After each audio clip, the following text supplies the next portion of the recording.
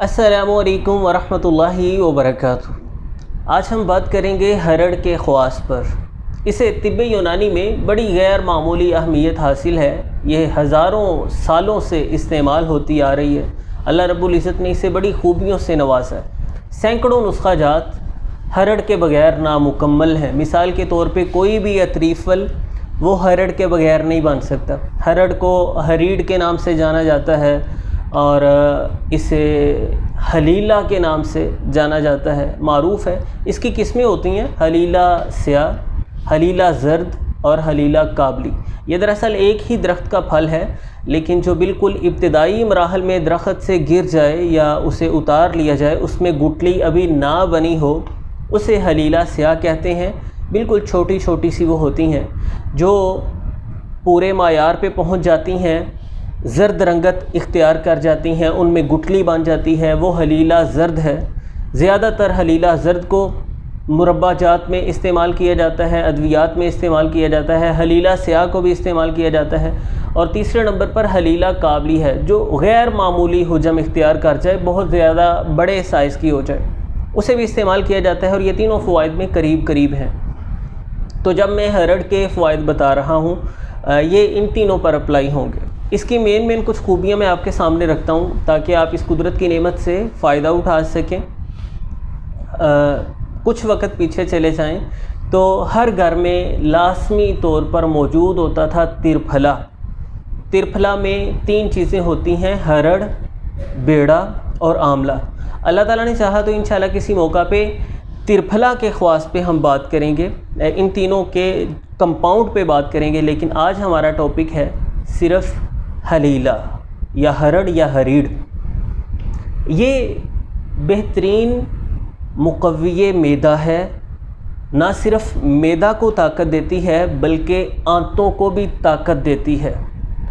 Digestive system کے تمام تر مسائل میں، یعنی کسی کو پیچش رہتے ہیں یا قبض رہتی ہے یا معدے آنتوں میں درد ہے، تیزابیت ہے، جلن ہے، ایسیڈیٹی کا پرابلم ہے، ڈائجسٹو سسٹم کے تمام تر مسائل کے لیے انتہائی ایفیکٹیو ہے۔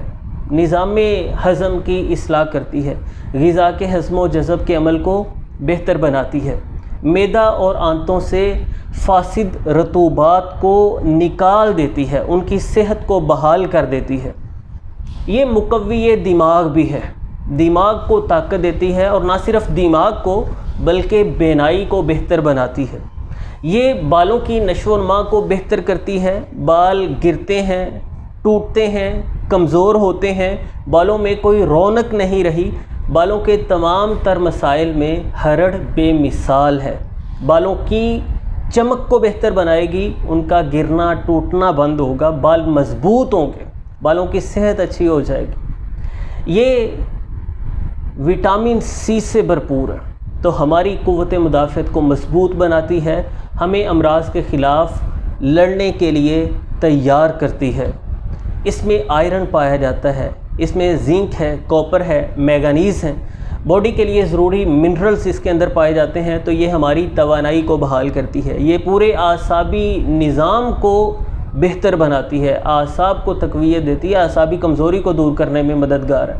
یہ مصفی خون ہے، بلڈ کی پیوریفیکیشن کرتی ہے، خون کو صاف کرتی ہے، جس سے خارش، پھوڑے، پھنسی، ددری، چنبل وغیرہ تمام تر جلدی امراض میں اس سے فائدہ پہنچتا ہے۔ بواسیر کی صورت میں مفید ہے، بواسیر کے پیشنٹ کو جو جلن، درد اور سوزش رہتی ہے اس کو کنٹرول کرے گی، اندرونی سوزش کو، انفلیمیشن کو ختم کرتی ہے۔ بخاروں کی صورت میں ہرڑ کا استعمال مفید ہے، جوڑوں کے دردوں کی صورت میں ہرڑ کا استعمال مفید ثابت ہوتا ہے۔ یہ ہماری یادداشت کو بہتر بناتی ہے، باتیں بھول جانے کا مرض اس سے دور ہوتا ہے، ذہن کی کارکردگی بہتر ہوتی ہے، یادداشت اس سے بہتر ہوتی ہے۔ یہ غیر ضروری وسواس، خدشات اور پریشانی کی کیفیت کو بھی دور کرنے میں مددگار ثابت ہوتی ہے۔ تو روزانہ آدھے سے 1.5 گرام تک، یعنی تقریباً آپ سمجھ لیجئے کہ ½ ٹی اسپون کے قریب تک اس کا استعمال کیا جا سکتا ہے۔ یہ پاؤڈر بنا کے کھایا جا سکتا ہے، اس کا ذائقہ تھوڑا کسیلا سا ہوتا ہے، تو اس میں شکر وغیرہ ملائی جا سکتی ہے، کوزہ مصری کچھ مقدار میں ملائی جا سکتی ہے ذائقہ بہتر کرنے کے لیے۔ حلیلہ سیاہ کو استعمال کرنے کا اصول یہ ہے کہ انہیں تھوڑا سا دیسی گھی لگا کر یا تھوڑا سا روغن بادام لگا کر توے پہ بھون لیتے ہیں، یہ چھوٹی چھوٹی سی سیاہ رنگ کی ہوتی ہیں، توے پہ بھون لیتے ہیں تھوڑا سا، اور پھر انہیں پیس کر ان کا پاؤڈر بناتے ہیں۔ باقی حلیلہ زرد اور حلیلہ کابلی کو ایسے ہی استعمال کیا جاتا ہے۔ یا ترپھلے کی صورت میں اگر ہم ترپھلا بنا رہے ہیں تو ہرڑ، بیڑا اور آملہ ان تینوں کے صفوف کو دیسی گھی کے ساتھ چرب کر لیا جاتا ہے، یعنی ہاتھوں کو گھی لگا کے اسے مسل کے اس کو تھوڑا سا اس کی خشکی کو دور کرنے کے لیے اسے تر کر لیا جاتا ہے، بالکل معمولی سا۔ تو ایسے بھی ہرڑ کا صفوف کھایا جا سکتا ہے، لیکن بہتر ہے اگر آپ حلیلہ سیاہ استعمال کر رہے ہیں تو اسے تھوڑا سا گھی لگا کے توے پہ بھون لیجیے۔ حلیلہ زرد کا ایسے ہی صفوف بنا کے استعمال کیا جا سکتا ہے، اس میں گٹلی ہوتی ہے، جب گرائنڈر اسے پیسے گا تو گٹلیاں وہ گرائنڈر کے اندر ہی رہ جائیں گی اور ہمیں صرف پاؤڈر ہی حاصل ہوگا۔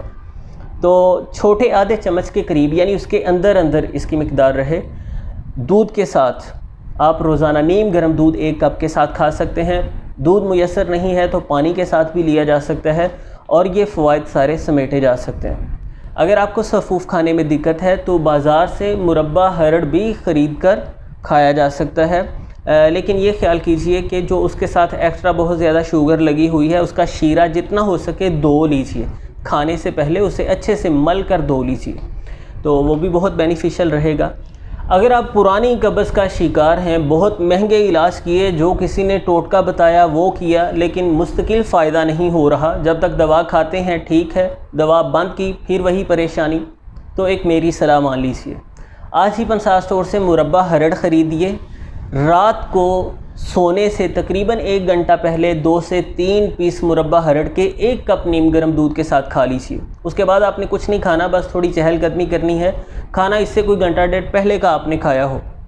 انشاءاللہ کچھ دن لگاتار استعمال کرنے سے یہ نظام ہضم کو اتنی تقویت دے دے گا، آنتوں کے افعال کو، ان کی حرکات کو بہتر کر دے گا کہ اچھے سے اسٹول پاس ہوگا، اچھے سے فراغت ہوگی، سارے فضلات بدن سے بسہولت نکلیں گے، قبض کی پریشانی آپ کی ختم ہو جائے گی، اور جب قبض کی پریشانی ختم ہوگی آپ کا پورا بدن ہلکا پھلکا ہو جائے گا، طبیعت تر و تازہ ہو جائے گی۔